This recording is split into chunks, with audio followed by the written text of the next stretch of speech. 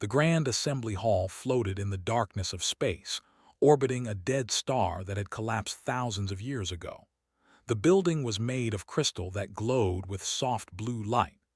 Inside, representatives from 847 different alien species had gathered for the most important meeting of the century. Elder walked slowly to the center of the great hall. He was very old, even by the standards of his long-lived species. His skin was like dry paper, and his 4 eyes had grown cloudy with age. But his mind was still sharp, and he remembered things that younger beings had forgotten. The hall grew quiet as he raised his thin hand.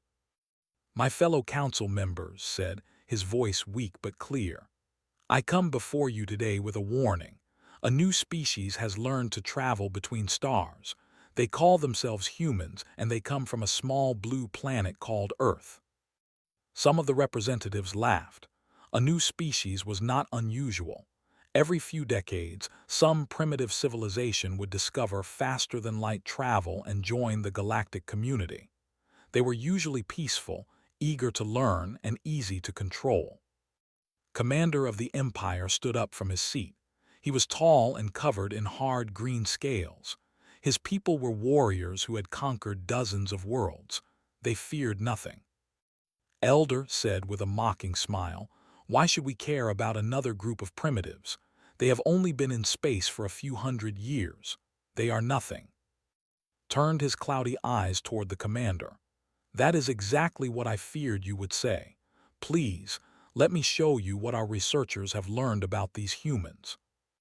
He pressed a button, and a holographic image appeared in the center of the hall. It showed a creature standing on 2 legs, with soft skin and no claws, no scales, no natural armor of any kind. Many of the aliens laughed again. "They look so weak," someone called out. "How did they even survive on their own planet?" Nodded slowly. "That is a very good question. Let me answer it." The image changed to show humans hunting on an ancient grassland, but they were not hunting like normal predators. They were not hiding and waiting. They were not using speed or strength. Instead, they were simply walking after their prey. Humans evolved as persistence predators, explained. They would choose an animal and follow it, not chase it, just follow it. The animal would run away, but then it would have to stop and rest, and the humans would keep coming, hour after hour, day after day, until the animal's heart gave out from exhaustion and the humans would simply walk up to it and kill it. The laughter in the hall had stopped. "But surely that was long ago," another representative said. "They have technology now." Changed the image again. Now it showed humans running through city streets, thousands of them, for no apparent reason. "They still do it," said. "They call it a marathon. They run 42 kilometers for fun." Commander shifted in his seat but said nothing. Continued. "Let me tell you more about these humans. They consume poison for pleasure, a chemical called alcohol that damages their brains and organs. They drink it at celebrations. They also eat a plant called capsicum that causes burning pain in their mouths. They say it makes food taste better." He changed the image to show a human with a large 4-legged animal with sharp teeth. "They take dangerous predators and keep them in their homes. They call them pets. They sleep next to animals that could kill them, and they call this friendship." The hall was very quiet now. "Humans are not strong compared to many species," said, "but they do not break easily. Their bones heal. Their skin closes over wounds. They can lose limbs and continue fighting. They can lose blood that would kill most species and survive. They feel pain, but they ignore it. They get sick, but they recover. They fall down, but they get back up." He paused and looked around the hall. "And most important of all, they fight. They fight each other constantly. Their history is written in blood. They have had 2 wars that covered their entire planet. They have killed millions of their own kind. They have developed weapons that could destroy all life on their world, and they have come very close to using them." Let this sink in before continuing. "And yet, after every war, they rebuild. After every disaster, they come back. Their cities have been burned to the ground, and they built new cities on top of the ashes. They cannot be broken because they do not know how to stay broken. Commander stood up again, his scales bristling with anger. You are trying to frighten us with stories, old one. These humans sound like savages, nothing more. They have no great fleet. They have no powerful weapons. The Empire has decided to claim their colonial space. We will show them their place in the galaxy. Several other species nodded in agreement. The humans had settled on a few planets near the edge of the galaxy. Those planets had valuable minerals. It would be easy to take them. Sighed a sound like wind through dry leaves. I have lived for 3,000 years, Commander. I have seen empires rise and fall. I have watched species that thought themselves invincible disappear from the galaxy forever. And I am telling you now, as clearly as I can, do not start a war with humanity. Laughed, but the sound was hard and cold.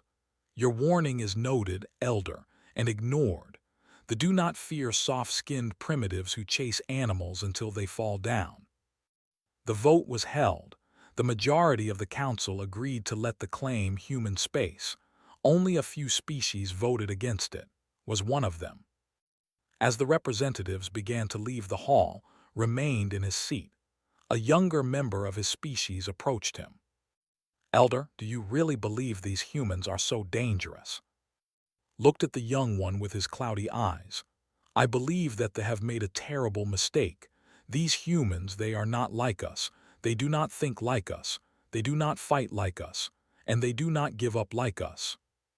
He stood slowly and began walking toward the exit. Remember this day, he said quietly. Remember that they were warned. When the darkness comes, remember that I stood before this council and told them to fear the humans. And they laughed. The young one watched him leave, feeling a strange chill that had nothing to do with the temperature of the hall. Far away, on a small planet called Nu, 50,000 humans lived their ordinary lives, not knowing that an empire had just decided to destroy them. They would learn soon enough. And the galaxy would learn something too. The sky above Nu turned dark at noon on a Tuesday. Lee stood at the window of the Colonial Administration building and watched the massive alien ships block out the sun. There were 12 of them, each one bigger than the entire colony. They hung in the air like mountains, silent and terrible. Had been a soldier once, many years ago.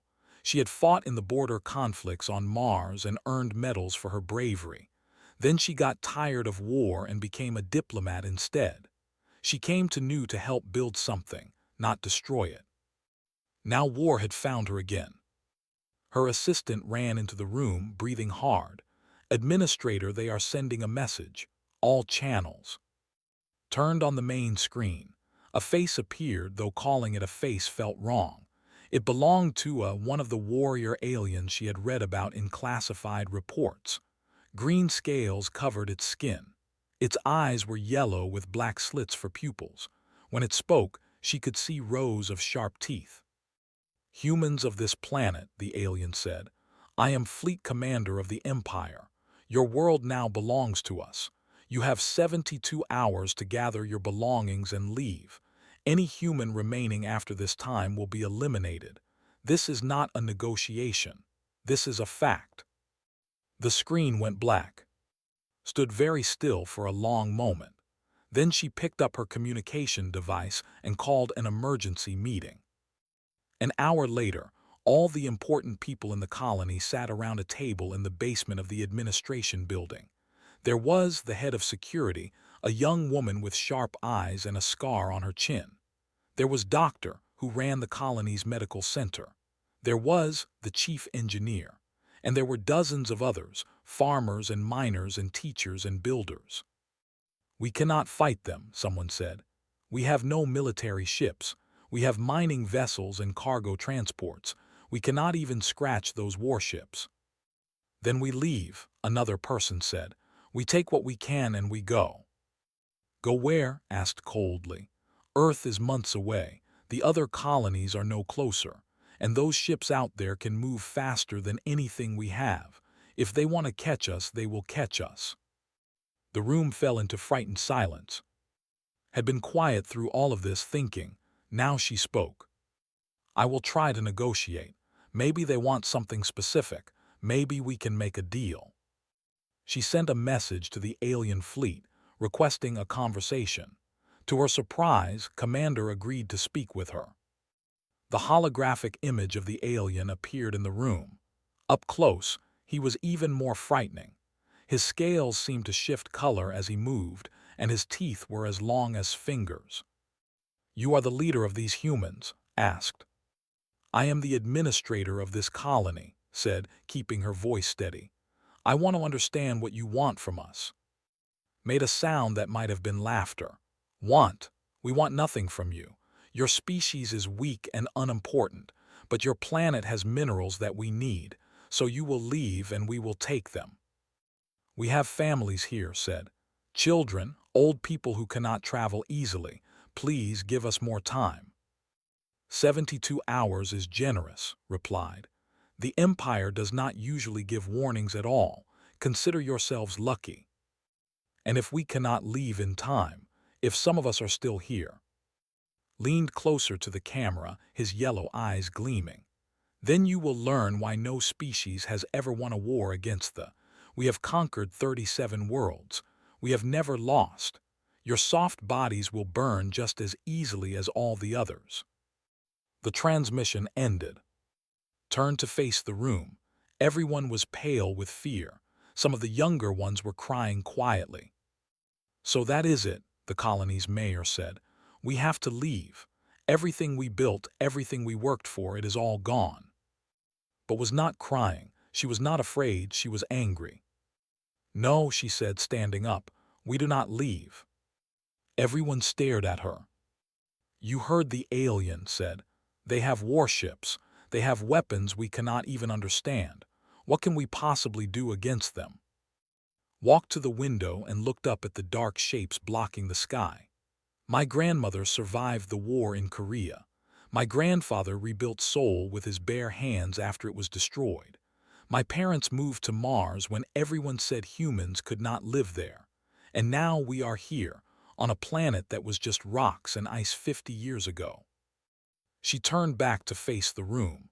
"Humans do not give up. We do not run away and let others take what is ours. If these aliens want our planet, they can come down here and try to take it, and we will make them pay for every meter of ground." "But how?" someone asked. Smiled, and it was not a nice smile. "We are miners. We know how to dig. We know how to use explosives. We know this planet better than any alien ever will. Let them land their soldiers. Let them walk into our tunnels. Let them try to find us in the mountains and the valleys and the caves." Looked at the young security chief with new respect. "You want to fight a guerrilla war against an empire that has never lost." "I want to survive," said. "And I want to hurt them so badly that they will think twice before attacking another human world." The room was quiet again, but it was a different kind of quiet now. Not the silence of fear, but the silence of people thinking. Old stood up slowly. He was the oldest person in the colony, a farmer who had worked the harsh soil of New for 30 years. His hands were rough and his back was bent, but his eyes were clear. "My grandfather survived the occupation," he said quietly. "My father rebuilt our farm after the floods. I came here with nothing and made this land grow food for 50,000 people." He looked around the room at the frightened faces. "This is our home. If we run now, we will run forever. I say we stay and fight." One by one, others began to stand. Miners and farmers and engineers and teachers. They were not soldiers, but they were human, and humans did not know how to give up. Nodded slowly. "Very well, we have 72 hours. Let us use them." By nightfall, the entire colony was digging. They carved tunnels into the mountains. They built hidden shelters underground. They took their mining equipment and turned it into weapons. They moved food and water and medicine to secret locations throughout the valley. They watched from their ships with their advanced sensors and their powerful computers. They saw the humans working, but they did not understand what they were seeing. "They are not preparing to leave," an officer reported to Commander. Looked at the data with confusion. "Then what are they doing?" "It appears they are digging, sir." Laughed. "Let them dig their own graves. It will save us the trouble." But deep in the alien commander's mind, in a place he would never admit existed, a small voice whispered a warning. It was the voice of Elder speaking words that had ignored in the council hall. "Do not underestimate the humans." Push the thought away. They had conquered 37 worlds. What could 50,000 soft-skinned primitives possibly do against them? He would find out soon enough. And he would wish, more than anything, that he had listened to the Old One's warning. 6 months had passed since they landed on Nu, and Commander was starting to understand fear. It had begun so easily. When the 72 hours ended and the humans refused to leave, sent 10,000 soldiers to the surface. They marched in perfect formation, their energy weapons gleaming, their green scales shining under the alien sun. They expected to find frightened primitives hiding in their simple buildings. Instead, they found empty streets. The humans had vanished. The entire colony, 50,000 people, had disappeared into the mountains and valleys and caves. The soldiers searched the buildings and found nothing but abandoned furniture and cold food. Then the attacks began. The first one came at night. They were cold-blooded, and the cold nights of Nu made them slow and sluggish. They had set up camp near the main colony, confident in their superior numbers and technology. At 3 in the morning, when the temperature was lowest and the alien soldiers were barely able to move, explosions ripped through the camp. The humans had buried bombs under the ground weeks before. Now they triggered them from miles away. 87 died that night without ever seeing their enemy. Sub-Commander was one of the first officers on the scene. He was young for his rank, only 40 years old, and he had never seen anything like this. The bodies of his soldiers were scattered across the frozen ground. Some had been killed by the explosions. Others had been shot by human weapons as they stumbled out of their tents, too cold and confused to fight back. "How did they know?" asked his senior officer. "How did they know we would camp here?" The senior officer had no answer. Over the following weeks, the attacks continued. The humans struck at night and vanished before dawn. They attacked supply convoys and disappeared into hidden tunnels.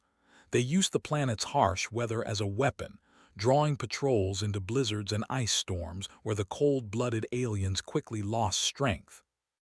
Commander ordered his soldiers to hunt the humans in the tunnels. It was a disaster. The underground passages were narrow and dark, perfect for ambushes. The humans knew every turn and corner. They would attack from the shadows, kill a few soldiers, and then disappear through hidden doors that they could not find. 100 soldiers went into the tunnels. 14 came out. Han was 16 years old, and he had become one of the most important people in the resistance. He was small and fast, and he knew the land better than anyone.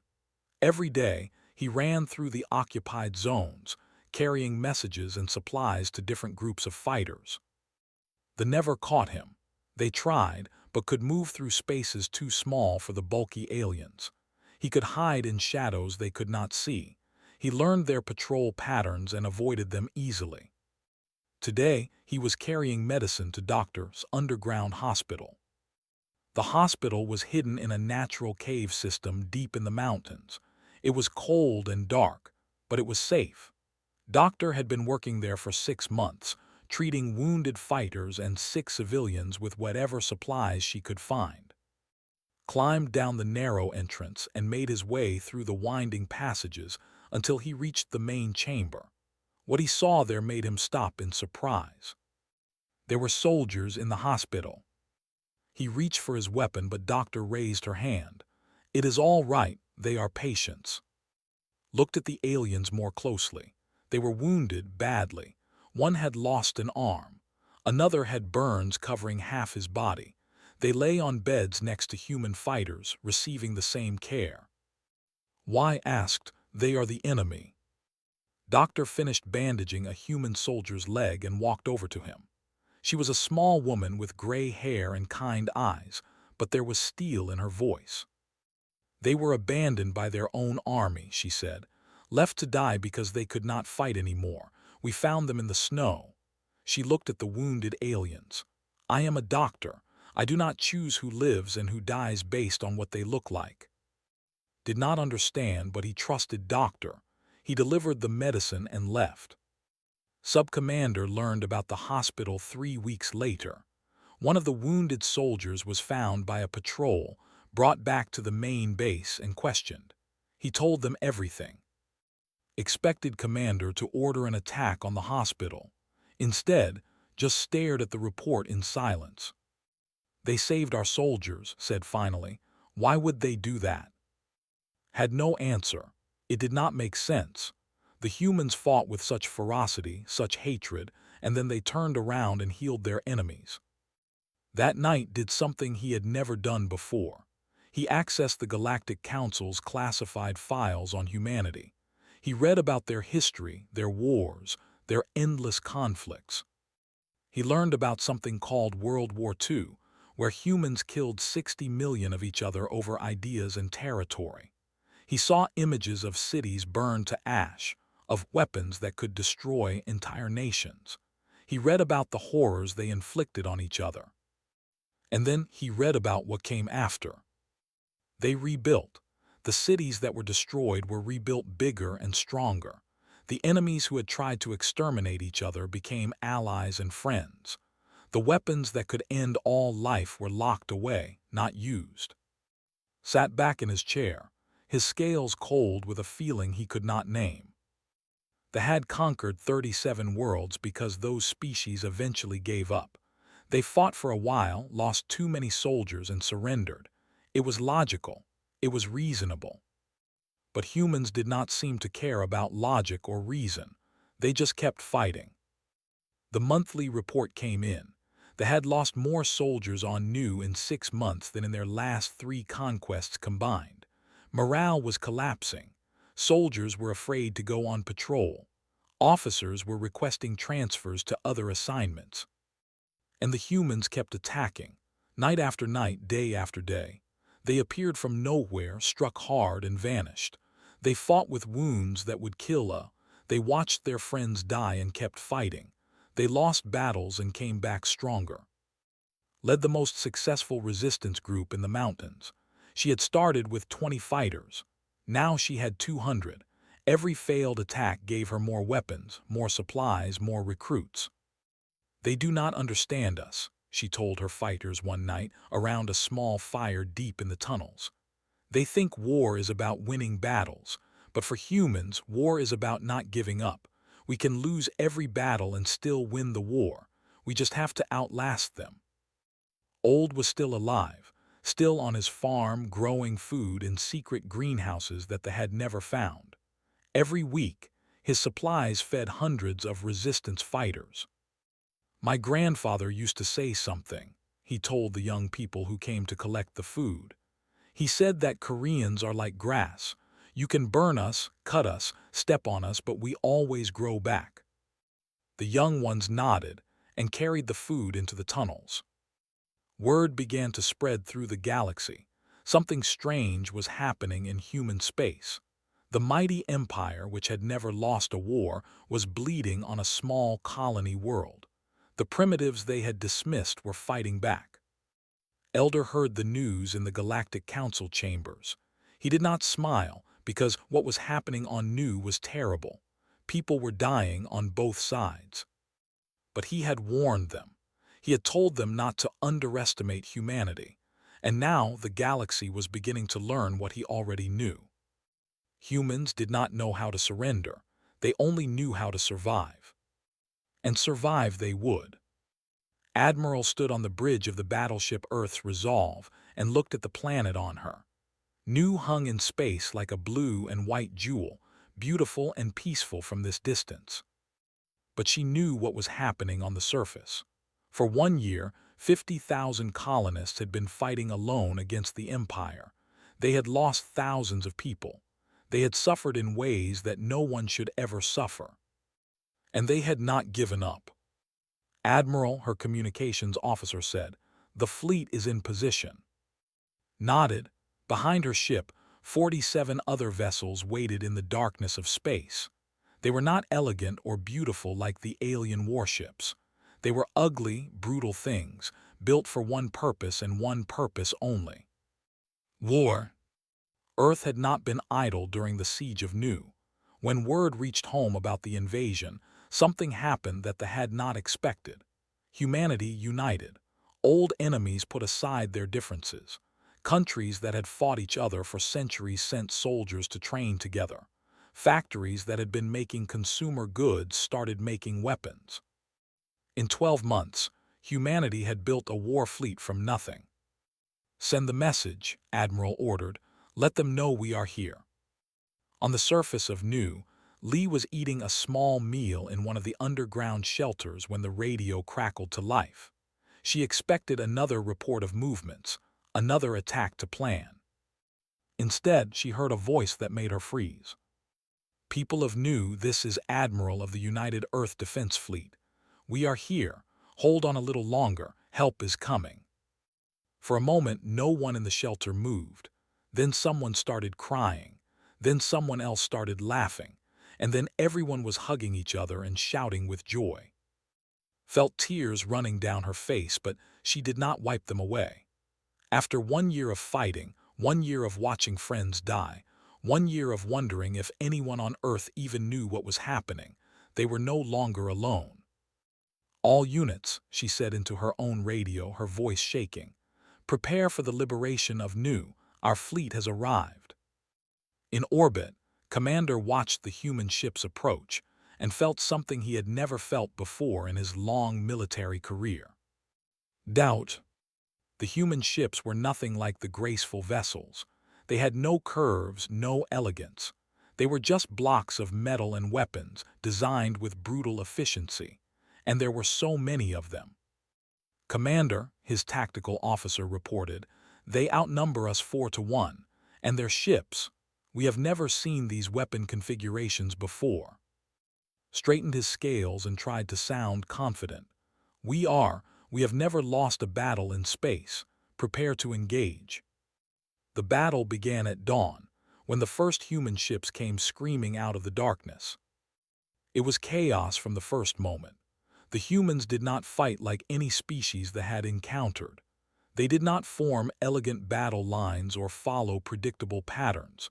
They swarmed like insects, attacking from every direction at once. One human captain rammed his damaged ship directly into a cruiser.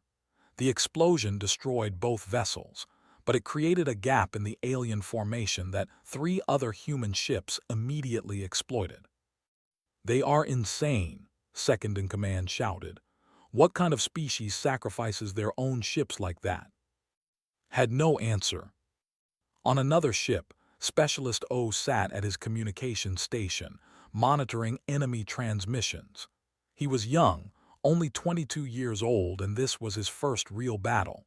His hands were shaking, but he kept working. "Admiral," he said suddenly, "I am picking up something from the flagship. They are calling for reinforcements." Admiral smiled grimly. "Let them call. By the time help arrives, this will be over." She was right. The battle lasted only 4 hours. They fought hard, but they had never faced an enemy like humanity. The human pilots took risks that seemed suicidal. They pushed their ships beyond all safe limits. They refused to retreat even when damaged. And when their ships could no longer fight, they ejected into the cold vacuum of space, waiting in their survival suits to be picked up after the battle. 800 human pilots floated in space that day, trusting that their people would come back for them. And their people did. On the surface, listened to the battle through her radio and waited for the right moment. The soldiers were distracted, looking up at the sky where their ships were dying. They did not see the resistance fighters gathering in the tunnels. "Now," said quietly. All across Nu, humans rose from their hiding places. They came out of the mountains and the caves and the tunnels. They had been waiting for this moment for 1 year, and they were ready. The uprising was coordinated perfectly. Had spent months planning it, moving messages through runners like Han, making sure every group knew exactly what to do. The ground forces were overwhelmed in hours. Without support from their fleet, without supplies or reinforcements, they had no chance. Many surrendered, some tried to flee, a few fought to the death. Sub-Commander was not one of those who fled. He walked to the entrance of Doctor's underground hospital, laid down his weapon, and surrendered to the guards. "I want to see the doctor," he said quietly. When Doctor came to meet him, lowered his head in the gesture of respect. "I surrender myself and my soldiers to you," he said. "All I ask is that they receive medical care." Doctor looked at the young alien officer for a long moment. He had come to her, not to the military commanders. He had asked for healing, not mercy. "Bring them in," she said. That night, soldiers lay in beds next to human fighters, receiving the same care, the same medicine, the same kindness. Some of them had been trying to kill each other just hours before. Now they were all just wounded people, being treated by a doctor who did not care what species they were. Far away, in the Grand Assembly Hall of the Galactic Council, an emergency session was being held. Representatives from hundreds of species watched the footage from Nu with shock and fear. They saw human ships ramming into enemy vessels. They saw pilots ejecting into space and being rescued hours later. They saw resistance fighters emerging from underground like ghosts. They saw Commander's flagship exploding in a ball of fire. And they saw something else. They saw humans treating wounded soldiers. They saw Doctor working to save the lives of beings who had invaded her world. Elder sat in his seat and watched the other representatives whispering among themselves. Many of them had laughed at his warning a year ago. They were not laughing now. "Elder," one of them called out, "you tried to warn us. You knew this would happen." Stood slowly and walked to the center of the hall. "I warned you because I understood what humans are," he said. "They are not the strongest species. They are not the most intelligent. They are not the most technologically advanced, but they have something that most species lack." He paused and looked around the hall. "They refuse to give up. You can burn their cities, kill their families, take everything they have, and they will keep fighting. Not because they think they can win, but because surrender is simply not in their nature." He pointed to the screen, where footage showed Doctor treating a wounded soldier. "And when the fighting is over, they will heal their enemies and offer them friendship, because humans are not just warriors. They are builders. They are healers. They are dreamers." He turned to face the full council. "The Empire has officially surrendered. There has sent a message of unconditional peace. For the first time in their history, they have lost a war." The hall was completely silent. "Remember this day," said. "Remember what happens when you ignore a warning about humanity, and remember that they showed mercy when they did not have to." On Nu, the sun rose on a free world for the first time in a year. Lee stood outside the administration building and watched the light spread across the valley. Behind her was already organizing the cleanup. Old was heading back to his farm to plant new crops. Han was helping to carry supplies to the people coming out of the tunnels. They had won. But more than that, they had survived. And that was what humanity did best. 5 years had passed since the Battle of Nu, and the galaxy had changed. Park adjusted his formal uniform and looked at himself in the mirror. He barely recognized the man staring back at him. 5 years ago, he had been the captain of a small exploration ship, mapping distant stars and dreaming of discovering new worlds. Now he was the ambassador of humanity to the Galactic Council, one of the most important positions in known space. He still was not sure how that had happened. "Ambassador, they are ready for you," his assistant said. Nodded and walked toward the great doors of the assembly hall. As he entered, 847 species turned to look at him. Some watched with respect. Some watched with fear. A few watched with curiosity, wondering what this soft-skinned biped would say. He walked to the center of the hall, the same spot where Elder had stood 5 years ago to warn the galaxy about humanity, now stood there to speak for his entire species. "Representatives of the Galactic Council," he began, his voice steady. "5 years ago, you voted to allow the Empire to claim human space. You believed we were weak. You thought we would be easy to conquer."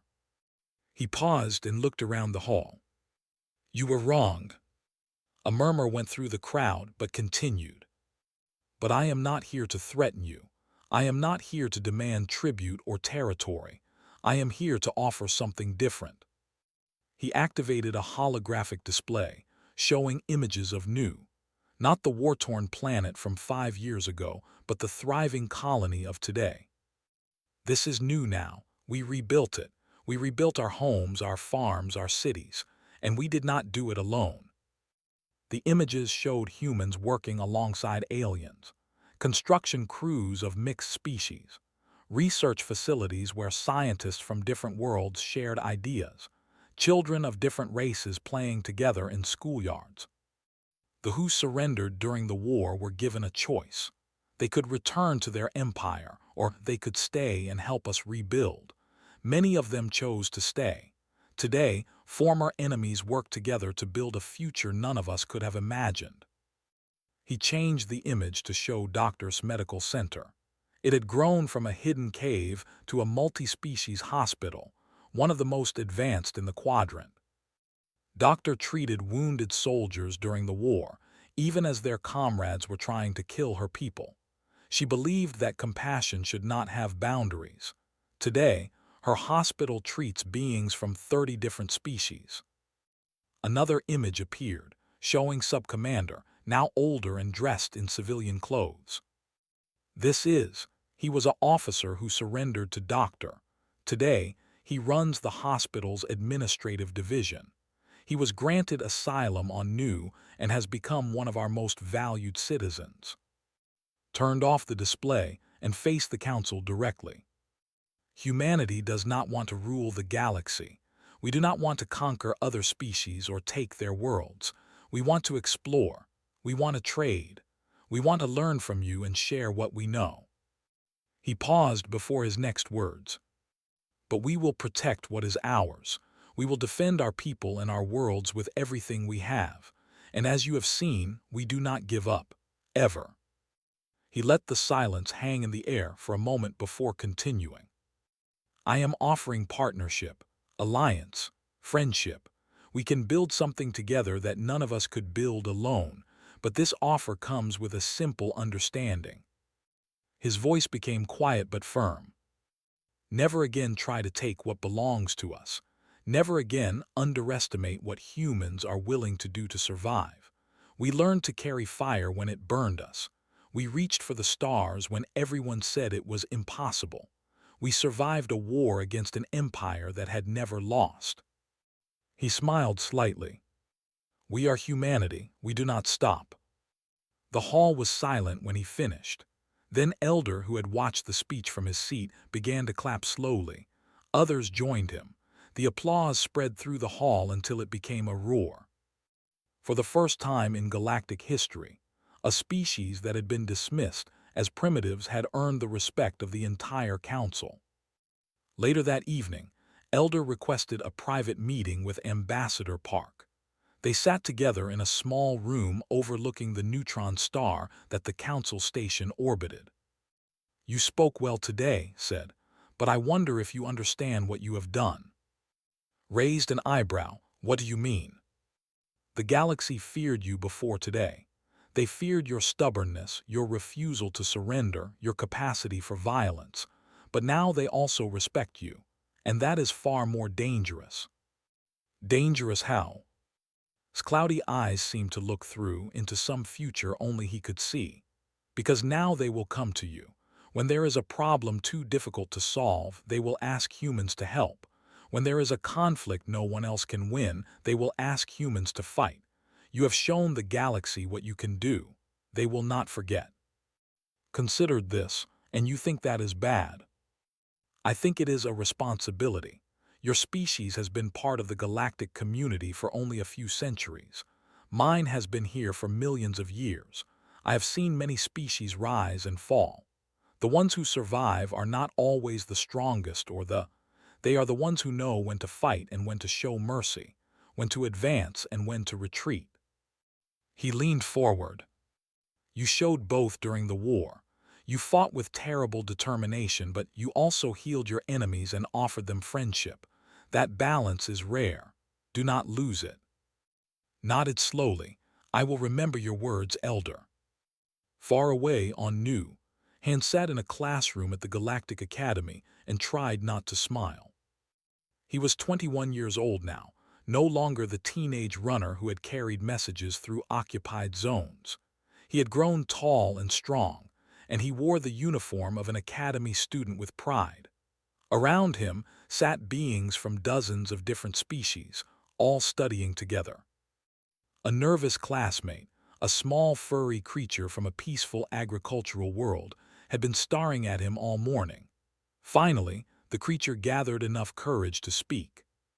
Is it true, the alien asked quietly, that your species hunted animals by chasing them until they collapsed from exhaustion? Looked at the creature with an expression of mild amusement. He had been asked this question many times since coming to the academy. Yes, it is true. Millions of years ago, before we had advanced technology, we would follow our prey for hours, sometimes days. We could not run faster than them, but we could run longer. Eventually, they would overheat and fall down, and we would simply walk up and kill them. The alien's eyes went wide with horror. That is terrifying. Shrugged, it is just evolution. Our bodies develop to handle long-distance movement. We sweat to cool down. Our joints are designed for efficiency over speed. But surely you do not still do this. Smiled, we still run marathons, 42 kilometers at a time for fun. The alien made a small sound of distress and quickly moved to a seat further away. Did not take offense. He understood that other species found humans strange and frightening. They looked at humans and saw soft skin and flat teeth and wondered how such weak creatures had survived at all. They did not understand. Humanity's strength was never in their bodies. It was in their minds, their hearts, their absolute refusal to give up no matter how bad things got. Back on Nu was training the first joint species peacekeeping force. Her resistance fighters had become instructors, teaching aliens and humans to work together. It was difficult, frustrating work, but loved it. Doctor was still running her hospital, still saving lives, still refusing to see species when she looked at a patient. She was older now, and her hands sometimes shook when she performed surgery. But her eyes were still kind and her heart was still open. Old had finally retired from his farm, passing it to his. He spent his days sitting on his porch, watching the ships pass overhead and remembering the year when everything changed. And in the Galactic Council archives, a new entry had been added to the species database for humanity. Below the biological information, below the technical data about Earth and its colonies, a single line appeared in 847 languages. It read, "Do not underestimate them. They were warned about fire and they carried it in their hands. They were warned about the stars and they reach for them anyway. They are humanity. They do not stop." Some species read that line with fear. Some read it with respect. A few read it with hope, seeing in humanity a partner that could help them face the challenges of a dangerous galaxy. But all of them understood one simple truth. The soft-skinned bipeds from the third planet of a small yellow star were not weak. They were not primitive. They were not easy to conquer. They were human. And that made all the difference. In the years that followed, humanity became one of the most important species in the Galactic Council. They explored new worlds and discovered ancient mysteries. They built alliances and resolved conflicts. They showed the galaxy that strength and compassion could exist together, that a species could be feared on the battlefield and loved in peacetime. And whenever someone asked how such a young species had accomplished so much in such a short time, the humans would smile and give the same answer. We just never learned how to give up. It was the truth, and it always would be.